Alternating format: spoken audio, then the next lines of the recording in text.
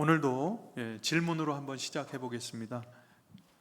허건, 우리 지구에서 가장 추운 곳이 어디죠?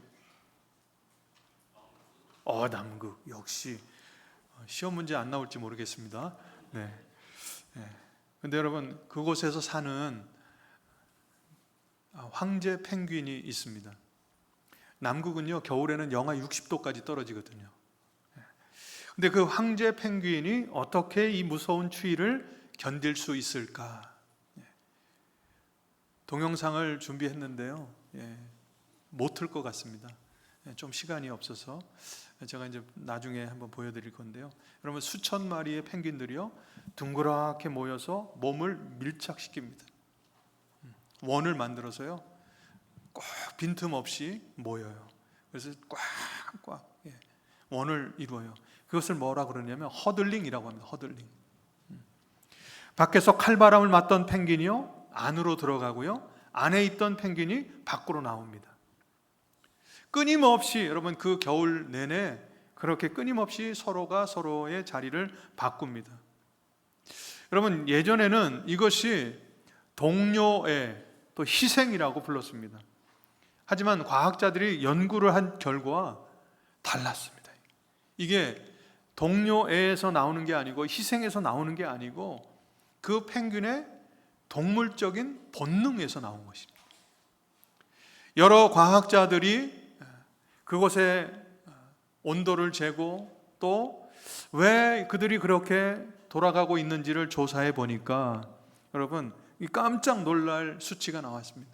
그렇게 허들링하는 가운데서 맨 가운데 있는 펭귄들의 온도가 있지 않습니까? 37도까지 올라갑니다. 그런데 이 펭귄은 원래적으로 두꺼운 피하 지방층을 가지고 있습니다. 그러니까 한번 열이 있잖아요, 답답해서 거기를 못 있는 거예요. 그래서 이들이 가운데 있던 펭귄들은 열이 나면 밖으로 뛰쳐나오는 거고요, 또 밖에 있던 펭귄들은 안으로 자꾸 삐집고 들어가는 것이죠. 추워 죽을 것 같으니까. 그래서 이 펭귄들이 서로 살기 위해서 본능적으로, 어떤 펭귄들은 물이 안쪽으로 파고들고 본능적으로 어떤 펭귄들은 가운데서 가상자리로 나오는 것이죠. 여러분, 이것을 아름다운 양보가 아니라 살고자 하는 철저한 생존 본능이라는 것이죠. 자기가 살기 위해 이기적으로 움직인 결과가 바로 허들링이라는 것입니다. 세상의 원리도 마찬가지죠. 인간은 철저하게 자기 본능적으로 움직입니다. 생존 본능에 따라서 움직인다라고 하는 것이죠. 내가 살기 위해서 말입니다. 다른 사람들을 개의치 않고 내가 하고 싶은 것만 이야기해요. 결국 여러분, 그것은 펭귄이 다른 펭귄들을 밀어내는 것과 똑같은 모습입니다. 따뜻한 자리는 내 자리고 차가운 자리는 저 사람의 자리. 이것이 타락한 인간의 뼈저린 본성이라는 것이죠. 하지만 여러분, 교회는 다르다 말이죠. 우리의 생존 본능으로 모인 집단이 아니다라고 하는 것입니다. 우리 교회는 예수 그리스도를 보는 모임이죠. 그분은 하늘 보좌의 영광스러운 자리를 버리셨어요. 저와 여러분들 그 영하 60도 그 차가운 상황 속에서 죽을 수밖에 없던 저와 여러분들을 구원하시기 위해서 그 십자가의 차가움을 손수 짊어지신 분이시죠. 친히 우리에게 그 차가운 사지로 걸어오신 분이 누구시냐? 바로 예수 그리스도이시다라고 하는 것이죠. 우리는 이 놀라운 복음을 경험한 사람들입니다. 그래서 여러분, 성령 충만한 성도들은 기꺼이 내 따뜻한 자리를 내어주는 자들이죠. 춥고 외로운 지체를 살리기 위해서 스스로 바깥으로 나아갑니다. 타락한 본능을 뛰어넘어서 십자가의 은혜로 헌신하는 것, 이것이 성경이 말하는 진짜 동역이라는 것이죠. 어느 한 성도님이 아이들, 자녀를 잘 돌봐주셔도 너무나 감사하다고, 그 은혜 잊지 않겠다고 그렇게 이야기하시더라고요. 그래서 제가 이렇게 얘기했습니다. 우리 교회 공동체 안에 들어오신 이상, 하나 되신 이상 우리와 여러분들은 다르지 않다고요. 그러니까 부모님의 아이들이 곧 우리의 아이들이래. 저와 여러분들이 믿음 안에서 하나 되었다라고 하는 것은 다른 의미가 아닙니다.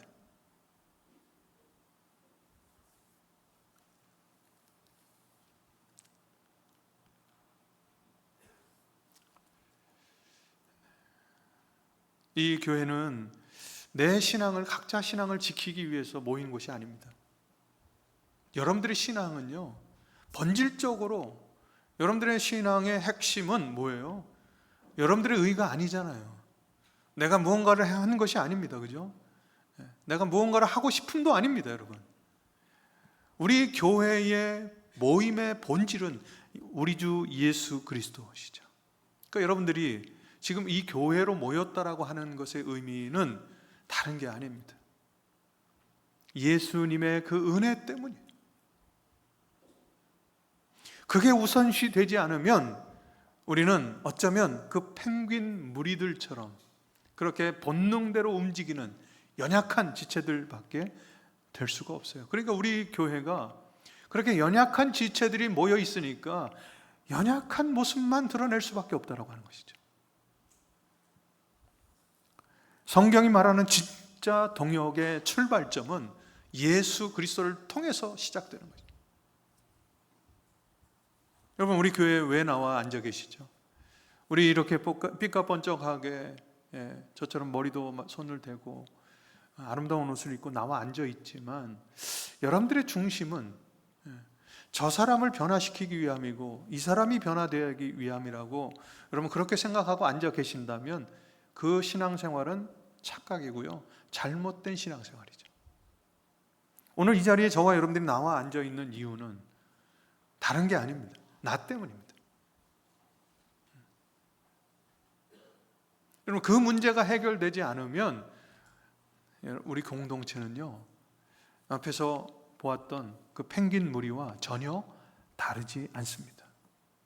성경이 말하는 진짜 동역자로 이 동역의 의미를 전혀 일도 모르는, 그냥 그저 다람쥐 쳇바퀴 돌듯이 인간의 본성대로 왔다가 갔다가 왔다가 갔다 하는 그러한 신앙의 수준밖에 되지 않는다라고 하는 것이죠. 진짜 우리에게 필요한 것은 여러분, 핵심의 본질은 뭐냐? 예수 그리스도예요. 예수님이 나와 무슨 상관이냐 말이죠. 오늘 이 예배의 시간이, 이 말씀의 자리가 나와 무슨 상관이 있냐 말이죠. 너무나도 그게 중요한 것이죠. 오늘 우리가 읽은 빌립보서 2장의 19절에 30절의 말씀에 보면 사도 바울이 중요한 두 사람을 소개하고 있고 한 교회를 소개하고 있지 않습니까? 빌립보 교회입니다. 그 교회에서 파송된 에바브로디도죠. 또 바울의 영적인 아들 디모데를 말하고 있습니다. 그들이 지금 아름다운 동역을 이루어가고 있는데 그들의 동역의 중심에 놓여 있는 그 핵심 가치는 뭐냐 말이죠. 요한복음 6장에 예수님께서 오병이어의 기적을 나타내시고 그들이 계속 주구장창 쭉 쫓아다녔던 이유가 뭐죠? 떡을 무료로 만들어주시는 예수님을 바라본 것이죠. 표적을 보고 그를 따른 것이 아니고 그들에게 배고픔을 달래준, 빵을, 떡을 준 예수님을 쫓아다닌 것이죠. 여러분, 마술사 시몬 아시죠? 사도들이 이적을 행하는 것을 보고 기도했을 때 성령을 주시는 것을 보고 어떻게 했죠? 마음속에 사모함이 있었죠. 그걸 돈 주고 살려고 그랬죠. 그죠? 근데 결국은 무엇 때문이죠? 내가 기도했을 때도 이러한 이적이 나타나길 원하는 거죠. 이러한 탐욕이 우리 안에 있다니까요. 여러분, 무엇 때문에 우리가 이 자리에 나와 있냐 말이죠. 아름다운 동역입니다. 아름다운 동역의 핵심은 누구라고요? 예수 그리스도예요. 내가 주체도 아니에요. 너가 주체도 아닙니다. 누가 주체죠? 예수 그리스도가 주체. 한번 예수 그리스도께 붙들림 당한 이 두 사람의 모습을 한번 보기를 원합니다. 여러분, 사도 바울은 어디에 갇혀 있었죠? 로마 감옥에 갇혀 있었습니다. 언제 죽을지도 모르는 상황이죠. 그런데 빌립보서 여러분들 익히 잘 아시듯이 부르짖고 또 부르짖고 또 외치는 내용이 뭐죠? 항상 기뻐하라죠. 여러분, 인간의 이기적인 본능을 거슬러서 올라가면 어떻습니까? 아니, 복음을 위해서 애쓰고 수고했는데 이렇게 감옥에서 죽게 내버려 두실 거냐고. 인간의 본능적으로 생각하면 그렇게 낙심하고 낭망하고 절망하고 포기해버리지 않겠습니까? 그런데 그러지 않았다라고 하는 것이죠. 가장 우선적인 이유는 예수 그리스도 때문이었죠. 바울이 다메섹 선상에서 만난 예수님, 그 예수님이 나와 함께하고 계심을, 나와 동역하고 계심을 그는 철저히 믿었고 그것을 선언했고 선포했죠. 그런데 여러분, 그에게 그 혼자 있지 않았습니다. 오늘 본문 속에서 디모데가 나옵니다. 우리 한번 20절과 21절 우리 한번 다 같이 한번 읽어봤으면 좋겠습니다. 우리 한번 다 같이 읽을까요? 시작. 이는 뜻을 같이하여 너희 사정을 진실히 생각할 자가 이밖에 내게 없습니다. 그들 다 자기 일을 구하고 예수의 일을 구하지 아니하되. 예. 감옥에 갇히자마자 바울을 믿고 함께 따랐던 사람들이 다 자기 일로 흩어져 버렸다. 그런데 자기 주변에 두 사람이 남았다. 근데 첫 번째 누구냐? 디모데입니다. 디모데가 왜 편안한 자리를 벗어버리고 왜 바울과 함께 했는가 말이죠. 여러분, 디모데는 위가 약한 사람이었어요. 그리고 디모데는 성격적으로 적극적이지 못한 사람이었어요. 그러니까 본능적으로 그가 이 어려움 속에서 바울을 바라봤다면 떠나가도 12번은 더 떠나갔어야 할 사람이라는 것이죠.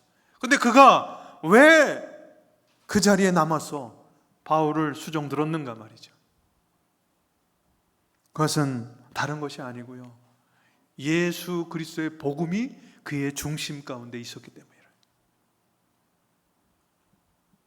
여러분, 예수 그리스도의 복음이 뭐죠? 우리 한번 2장 8절에 우리 5절에서 8절까지 말씀 한번 펼치시고요, 우리 한번 다 같이 한번 읽었으면 좋겠습니다. 우리 앞에 화면도 준비가 됐습니다. 다 같이 한번 읽을까요? 시작. 너희 안에 이 마음을 품으라. 곧 그리스도의 예수의 마음이니 그는 근본 하나님의 본체시나 하나님과 동등됨을 취할 것으로 여기지 아니하시고 오히려 자기를 비워 종의 형체를 가지사 사람들과 같이 되셨고 사람의 모양으로 나타나사 자기를 낮추시고 죽기까지 복종하셨으니 곧 십자가에 죽으심이라. 할렐루야. 아멘이시죠. 이 복음의 진수를 디모데가 마음에 담아낸 것이죠. 그래서 그는 편안한 자리를 뒤로 하고 오직 진리의 말씀에 붙들려서 예수 그리스도의 일만을 구했다라고 하는 것이죠. 그러다 보니까 그 감옥에서 사도 바울을 도울 수 있었던 것이죠. 여러분, 출애굽기 33장 11절에 가보면 위대한 지도자 모세가 나옵니다. 여러분, 그 모세 옆에 누가 있었죠? 여호수아가 있었죠. 그는 여러분, 모세가 진영으로 돌아간 후에도 이 여호수아는요 끝까지 회막을 떠나지 않았어요. 그 회막은 화려한 자리가 아닙니다. 묵묵히 하나님의 임재가 있는 그 고독한 자리를 누가 지켰는가? 여호수아가 지켰다. 왜 그렇죠? 여호수아는 여러분 하나님의 말씀에 붙들린 자 아닙니까?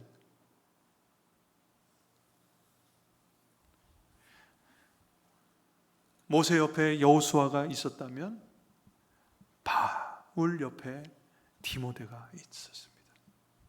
그럼 오늘날 지금 여러분들의 옆에는 누가 있어야 하는가 말이죠. 우리 한번 옆에 분들 한번 살며시 한번 바라보십시오. 모세 옆에 여호수아처럼, 바울 옆에 바나바처럼 지금 저와 여러분들이 우리가 이 자리에 있다라고 하는 것이죠. 그렇다면 우리는 세상의 어떤 연과 뭐가 다른 거죠? 예수 그리스도 안에서 우리가 하나 된 것이죠. 말씀으로 하나 된 것이죠. 복음으로 하나 된 것이죠. 그리스도의 구속의 은혜로 우리가 하나 된 것이죠. 여러분, 이 세상에서 그것과 우리를, 그 은혜와 그 사랑과 우리를 끊어낼 수 있는 그 어떠한 것도 없다라고 하는 것이죠. 그러면 우리는 그 세상의 어떤 인연보다도 더 끊을 수 없는 사랑으로 하나 된 존재들이다. 그렇다면 여러분들이 자, 이제 서로 우리 아까 기도자가 기도했듯이 그 삶의 어려움의 현실 속에 놓여 있는 그분들에게 우리가 어떻게 다가가야 하는가라고 하는 것이죠. 내 몸과 같이라고 하는 표현이 여기서 적용되는 것입니다. 나를 사랑하는 것 같이라고 하는 것이 여기서 적용되는 것이죠. 너는 너, 나는 나가 아니라는 것입니다. 복음에 매이고 말씀에 매이고 예수 그리스도 안에 우리가 하나 됐다라고 하는 것은 여러분, 나를 사랑하는 것 같이 우리 옆에 있는 지체들을 사랑하는 것이죠. 그것이 동역이에요, 여러분.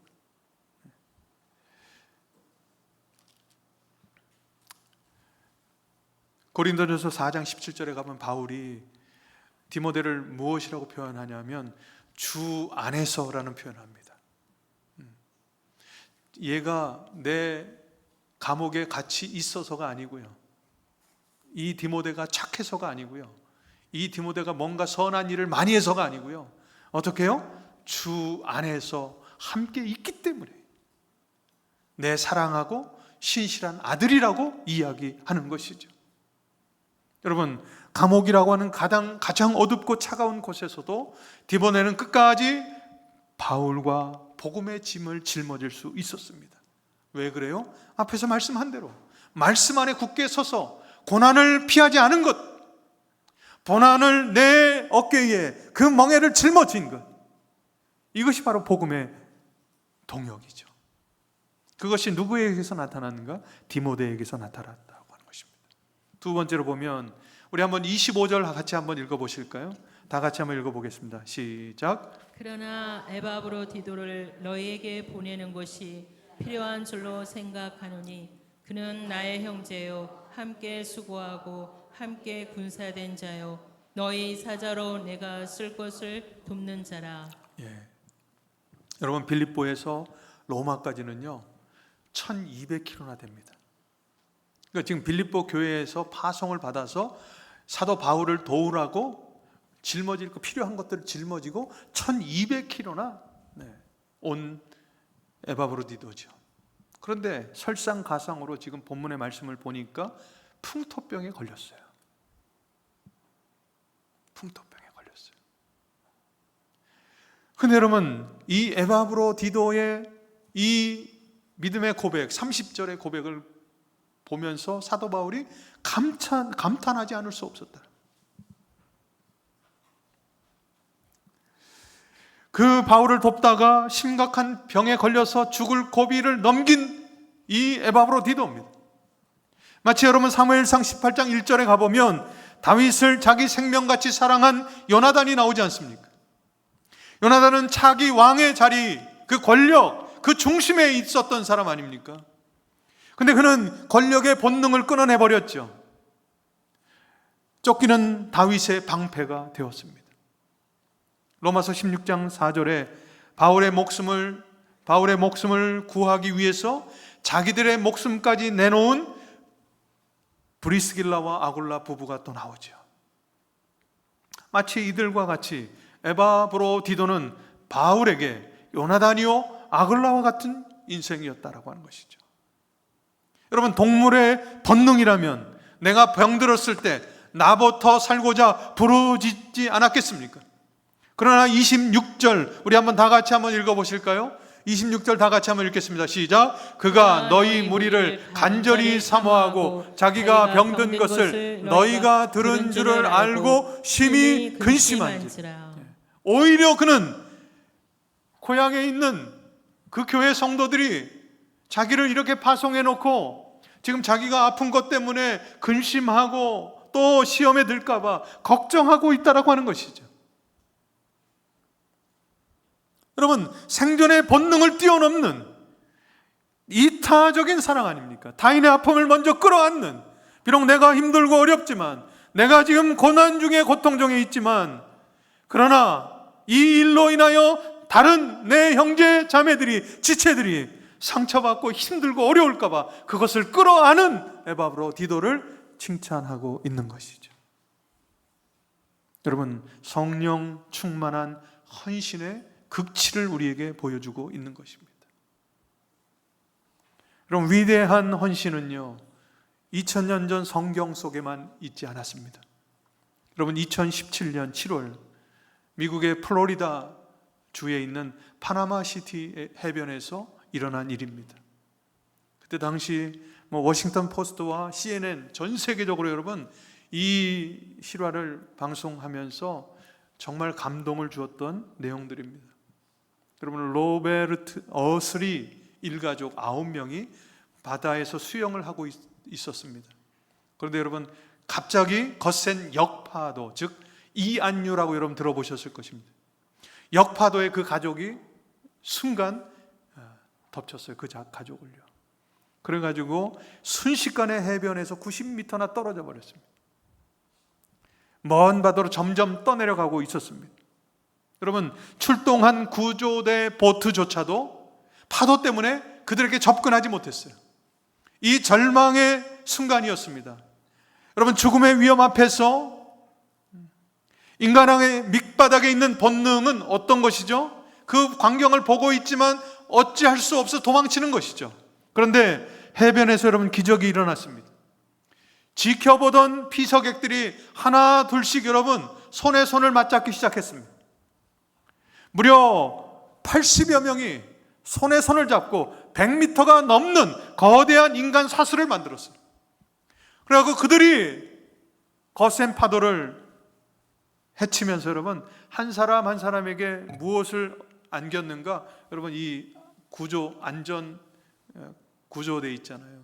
이렇게 구명조끼 하고 그 다음에 이 튜브 이런 것들을 하나씩 넘겨가지고요 1시간 만에 그 9명을 모두 살려냈습니다. 나만 살겠다고 따는 본능을 이겨낸 연합이었어요. 그것이 죽어가던 생명을 살렸다라고 하는 것이죠. 여러분, 말씀을 정리하면서 맺습니다. 사랑하는 우리 등대교회 성도 여러분, 그리고 우리 주일학교 자녀 여러분, 우리의 현실을 한번 돌아보았으면 좋겠습니다. 삶의 차가운 눈보라를 맨몸으로 맞으면서 만약 닫혀버린 광야에 우리가 고립되어 있다면, 그 고립된 곳에 여러분들 우리 지체들이 홀로 이렇게 서 있다면, 여러분, 우리는 어떻게 자세를, 어떠한 태도로 그를 우리가 대할 수 있을까?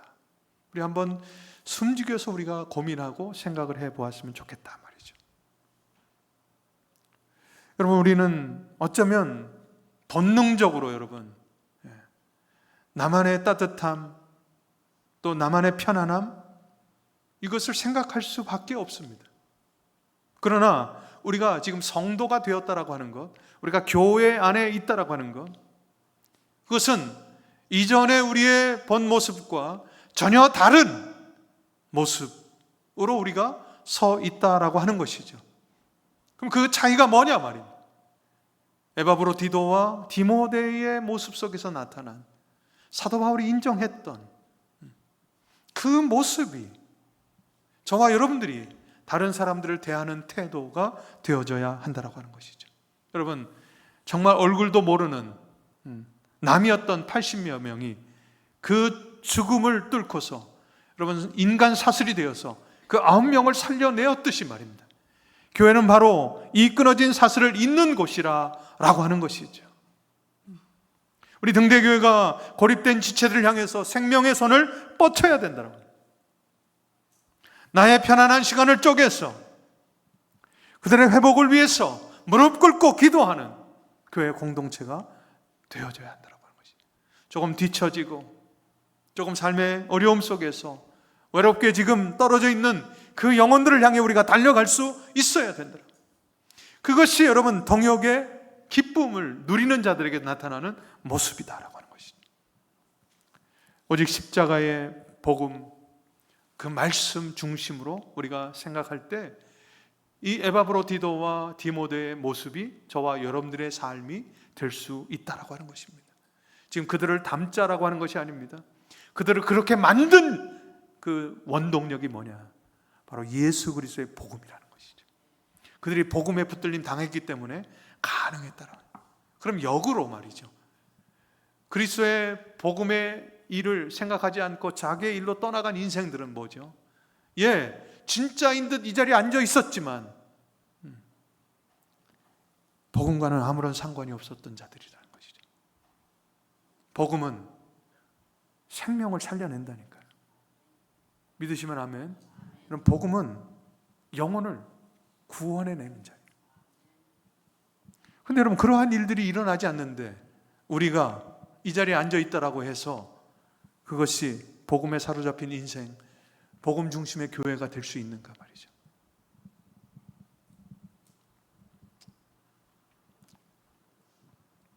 정말 고민해 봐야 될 오늘 내용입니다.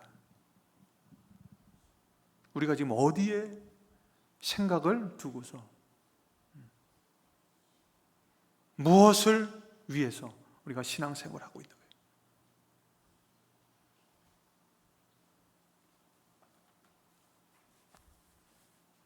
진짜 고민해야 돼요.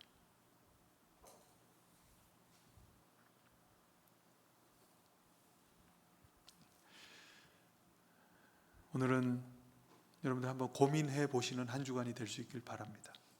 정말 내가 이렇게 지금 예배하고 신앙생활하고 있는데 내가 무엇을 위해서 하고 있는가?